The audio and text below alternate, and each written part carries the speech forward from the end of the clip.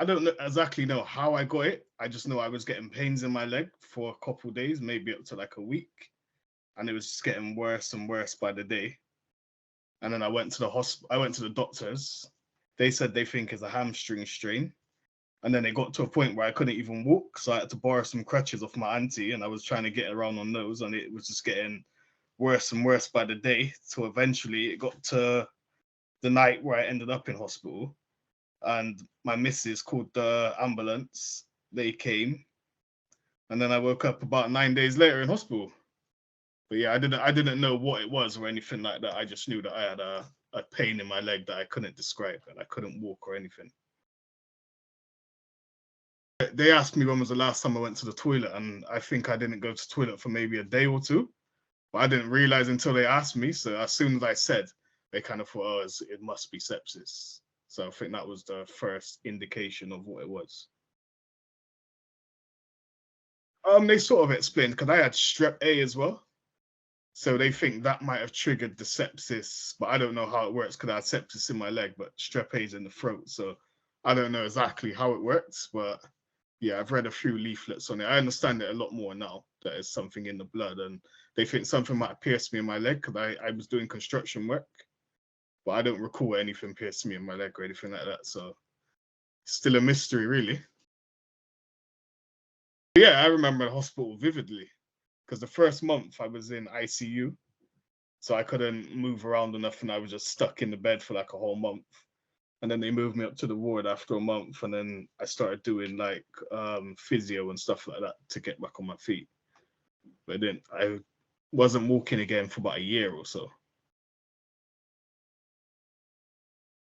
Yeah, I still get like anxious. I try to avoid going places if possible, but I think it's down to that because I either walk with a limp or I'm walking on crutches, and I don't really like people ask me what's wrong with you or why you're walking like that and stuff like that. So I think it rots my confidence for a while.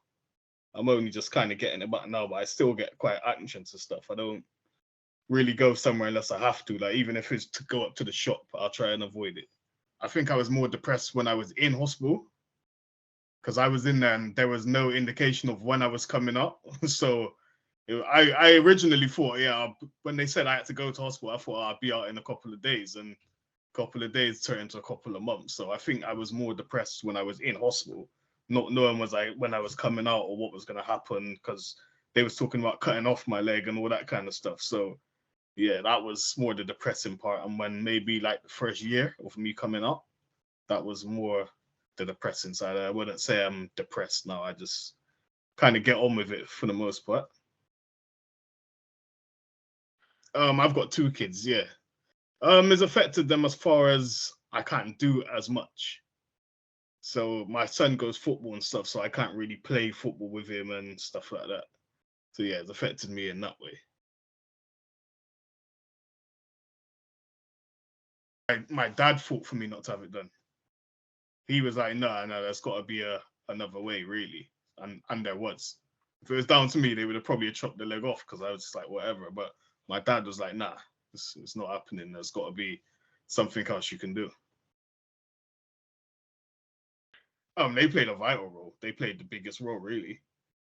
So they basically helped me with everything. They visited me every day, brought me food, clothes. Even when I came out, dropped me everywhere. So yeah, they played the biggest role they can play, really. I don't see how someone would get through it without family, to be honest. So yeah, that was the biggest role. Yeah, it's basically over for construction because sometimes I still can't walk now. So yeah, construction is completely over. I'm actually doing musical engineering and mentoring now, so it's complete career change. Yeah, that's completely changed my life. I think it kind of was positive because it left me with no choice but to try and find something that I enjoy doing. So and in the end it worked out. So yeah, I would say it was a positive, but it was lucky really. Everyone was like, "Oh, you've got nothing to do. You must have lots of music to make now." And I was like, "No, my mind's just not there. I can't think of anything." So, music, creative wise, no, it was very hard to get back in the swing of things because I actually had a studio while I was in before it happened to me, but while I was in hospital, it burnt down. The whole tower block that I was in burnt down. So that was just another thing where I was like, oh my days, I can't work and I can't do music. But luckily, I found another space and it's worked to my favor. Because a lot of people didn't actually know it happened to me until the song came out. So it was like me telling my story of where I've been, really. So that's probably why it was the only thing in my head, because most of my music's about actual what's going on in my life at the time. So at the time when I wrote the song, that's all that was going on in my life, was just coming out of hospital, trying to recover, trying to get better, studio burning down, all that kind of stuff. So that's where it came from, really, being in a wheelchair and all that kind of stuff. So yeah. Once it was out, it was out. So I was okay with it. It was more the anxiety of putting it out. And I was like, I don't know if I wanted to do it or not. Well, I didn't even know if I even wanted to make music. I was pretty much done with music at that point. Once the studio broke down, I was like, oh, forget music, forget everything. I don't know what I'm gonna do. But it worked out for the best, and I put it out and it got a good reception. So I think it might even be my most viewed video I've ever done. So yeah, it worked for the best. I can't explain how, but yeah, it did sort of did. It's showing your vulnerable side, but at the same time you got to get it out, because it was the easier way of me explaining than having to explain to everyone. If they just seen the music video, then it's like, oh, we know what happened to him. That's why he's limping. Oh, that's why we had seen him for a couple of years. And so yeah, because I lost a lot of weight as well. So people seeing him think, why do you look different? So if you watch the video, it kind of explains the whole story. So it sort of made it easier at the same time. So it's like as soon as I get a cut, or as soon as one of my friends get a cut, or they're more likely to check it out or whatever now, because of what happened, because it kind of came out of nowhere. So it's raised awareness health wise, I would say. I think I'm eating a lot better and stuff like that now as well. So yeah.